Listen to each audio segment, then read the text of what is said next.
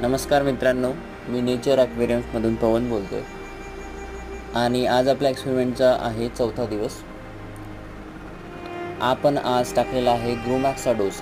पानं आता जास्त गडद हिरवीगार दिसत आहेत आणि काही ठिकाणी नवीन शूट्स पण निघाल्यात. ग्रोमॅक्स म्हणजे बॅलन्स्ड नायट्रोजन, फॉस्फरस आणि पोटॅशियमचा मिक्स फॉर्म्युला.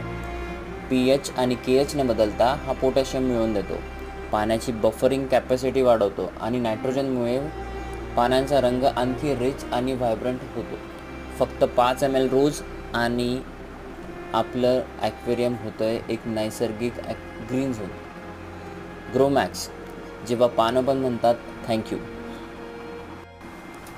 तुमच्या कमेंट्स आमच्यासाठी एक इन्स्पिरेशन राहील. Please comment. थँक्स.